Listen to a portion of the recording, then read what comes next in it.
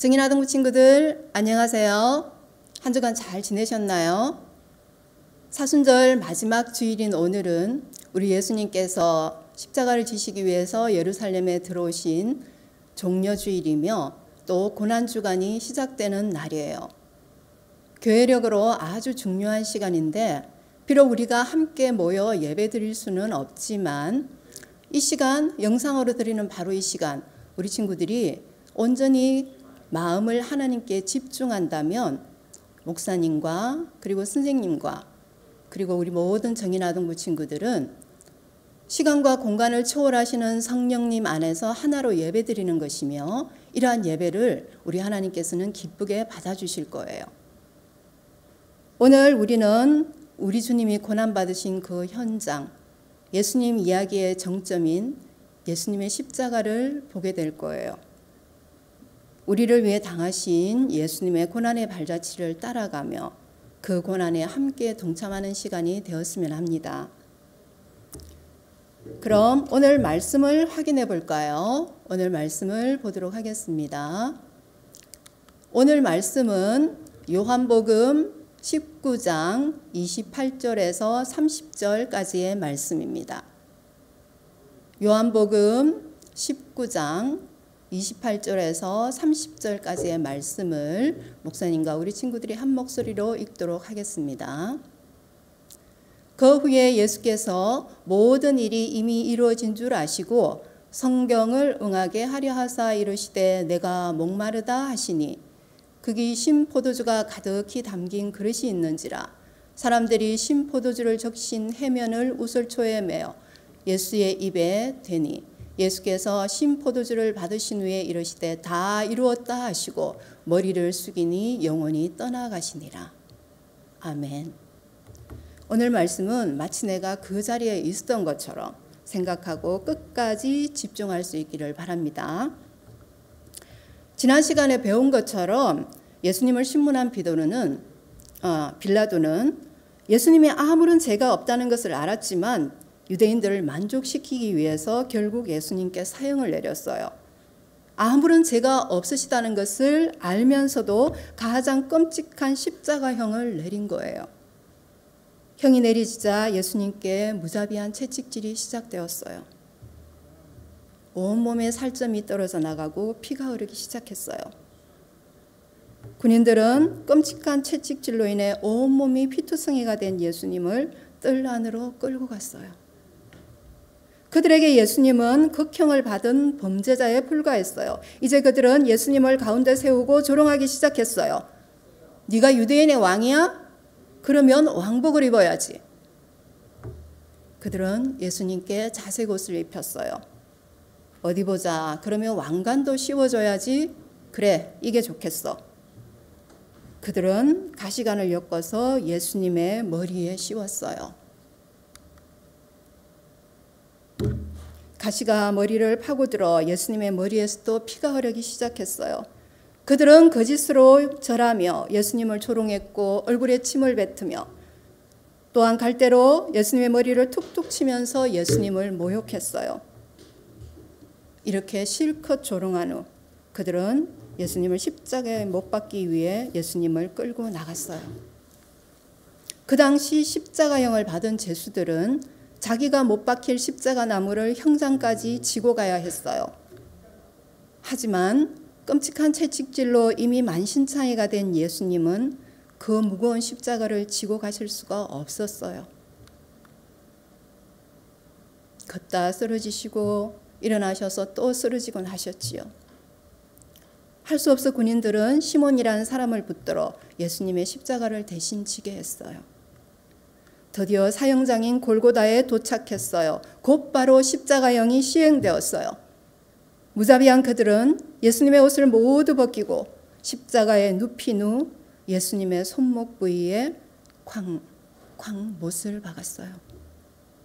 그리고 십자가를 세운 뒤 다시 양발을 포개고 발목의 중심부에 쾅 대못을 박았어요.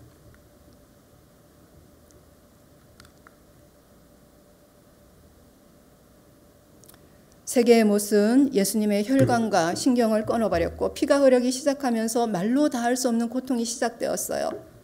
왜 십자가형을 가장 잔인하다고 말할까요?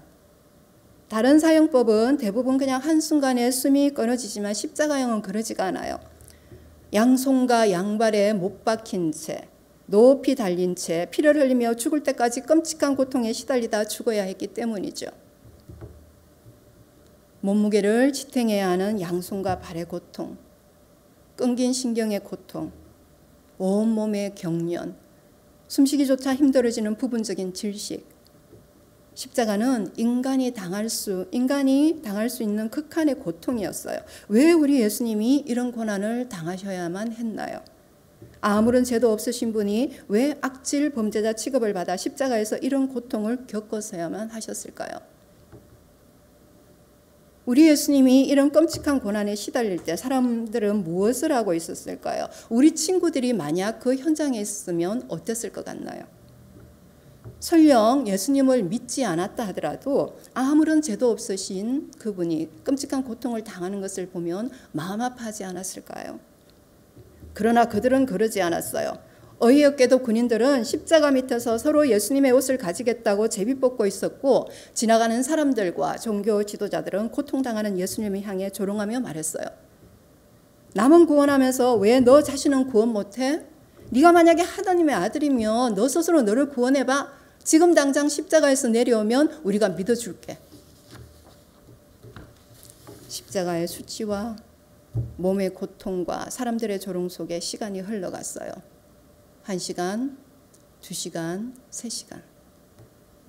난 12시가 되었어요. 그래서 갑자기 이상한 일이 일어나기 시작했어요. 제일 밝아야 할 그때 깜깜한 어둠이 찾아오더니 3시까지 그 어둠이 계속되었어요. 고통 속에서 의식을 잃어가시던 예수님이 말씀하셨어요. 내가 목마르다. 그래서 사람들은 스펀지 같은 해면에 신포도주를 적셔 예수님께 주었어요. 예수님은 신포도주를 드신 후에 다 이루었다 이렇게 말씀하시고 십자가에서 숨을 거두셨어요. 바로 그때 성소의 휘장이 위에서부터 아래까지 쫙 찢어져 둘로 갈라졌어요. 여기 성소의 휘장이 쫙 찢어져서 열려있는 모습 보이죠? 우리 예수님께서 숨을 거두시는 바로 그 시간에 성소의 휘장이 이렇게 쫙 갈라져 둘로 되었다고 성경을 기록하고 있어요. 다 이루었다. 우리 예수님께서 마지막에 하신 말씀이에요. 무엇을 다 이루었다는 말씀일까요? 그 당시 이스라엘 사람들은 죄를 지을 때마다 제물을 드리며 하나님께 제사를 드렸어요. 하나님은 거룩하신 분이니 죄를 지은 채 하나님께 나아갈 수가 없기 때문에 죄를 지은 그 사람 대신 제물이 희생을 당한 것이죠. 그리고 성전 안쪽에는 우리가 조금 전에 보았듯이 이렇게 휘장으로 가려진 지성소가 있었는데 이것은 성전 안에서도 가장 거룩한 것으로 아무나 들어갈 수가 없었어요. 1년에 딱 한 번 대제사장만이 그곳에 들어가서 하나님 앞에 나아갈 수가 있었거든요. 그런데 우리 예수님께서 십자가에 숨을 거두시는 그 시간, 지성소를 가지고 있던 그 휘장이 둘로 찢어졌어요. 이는 무엇을 의미할까요? 예수님이 십자가에서 다 이루셨기에 이제는 더 이상 속죄제물을 드릴 필요가 없다는 거예요. 우리 예수님이 친히 제물이 되셔서 십자가에 돌아가심으로 하나님과 사람 사이를 가로막고 있던 죄의 문제가 온전히 해결되었다는 거예요. 그림 한번 볼까요? 자, 메뉴에 뭐라고 기록되어 있나요? 예수님은 우리를 위한 화목제물이 되시고 우리 죄를 대신 지고 십자가에 달리셨어요. 예수님께서 친히 화목제물이 되어주셔서 우리와 하나님 사이를 화목시키셨어요. 십자가에서 말이죠. 대제사장만이 들어갈 수 있던 지성소의 휘장이 찢어져서 이제는 열려버렸어요. 이제는 누구나 하나님께 나아갈 길이 활짝 열려진 거예요. 이를 이루기 위해서 죄의 문제를 해결하고 우리에게 하나님께 나아갈 길을 열어주시기 위해서 우리 예수님은 십자가에서 그 끔찍한 고난을 당하셨던 거예요. 이에 관해 오래전 이사야 선지자는 예수님의 죽음을 미리 예언하여 이렇게 기록하였어요.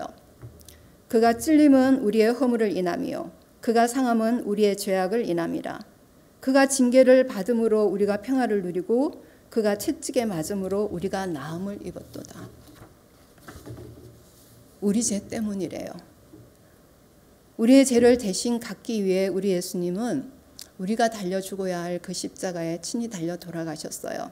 우리는 너무나 쉽게 구원을 얻었지만 우리 하나님은 십자가에서 외아들을 희생시키셨고 우리 예수님은 십자가에서 말로 못한 고통을 겪으셔야만 했던 것이죠. 이게 바로 십자가예요. 십자가는 단순히 그냥 교회의 장식물이 아니에요.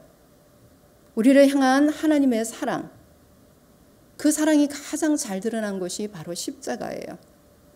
우리를 향한 그 사랑 때문에 하나님의 아들이신 예수님이 친히 고통당하신 것이 바로 십자가예요. 바라기는 이 시간 우리 아동부 친구들이 예수님의 십자가를 생각하면서 우리 자신의 구원을 다시 한번 생각해 보았으면 좋겠어요. 우리가 구원받고 하나님의 자녀가 된 것은 우리를 향하신 하나님의 지극한 사랑의 결과이고 또 예수님의 고난과 희생적인 사랑의 결과임을 잊지 마세요. 이렇게 예수님이 우리를 사랑하셔서 모든 것을 희생하시고 모든 것을 다 이루어 놓으셨기에 우리는 그냥 그 예수님을 믿기만 해서 구원받게 된 거예요. 그런 만큼 우리 정인아동부 친구 한 명 한 명이 얼마나 소중한지 몰라요. 이 세상의 창조주이신 하나님이 그 외아들을 대신 주실 만큼 끔찍하게 사랑하시잖아요. 이렇게 십자가를 볼 때마다 우리는 그냥 하나님께 감사할 수밖에 없을 것 같아요. 사랑하는 우리 정인아동부 친구들, 오늘을 시작으로 고난주간이 시작돼요. 초대교회 때부터 이 기간은 나를 위해 고난받았던 예수님을 생각하면서 모든 생활을 절제하고 아주 거룩하게 보냈다고 그래요. 우리도 좀 그랬으면 좋겠어요. 나를 위해 십자가를 지신 예수님의 고난을 생각하며 마음으로나마 그 고난에 함께하는 의미로 자신을 돌아보고 기도하면서 이 의미 깊은 한 주간을 보내는 우리 정인아동부 친구들이 되시기를 바랍니다. 기도하시겠습니다. 사랑의 주님, 오늘은 우리가 예수님의 십자가를 보았습니다. 채찍에 온몸이 찢기고 쓰러지고 넘어지며 십자가의 길을 가신 예수님을 기억합니다.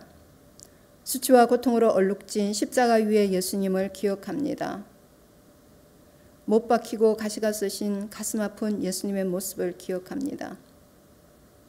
이 모든 것이 나의 구원을 위한 것임을 잊지 않게 하시고 이번 한 주간 우리 정인아동부 친구들이 우리를 대신한 그 고통의 현장을 기억하며 마음으로나마 십자가의 고난과 아픔을 함께하며 기도하며 보낼 수 있도록 믿음과 은혜를 더하여 주옵소서. 감사를 드리며 예수님의 이름으로 기도드립니다. 아멘.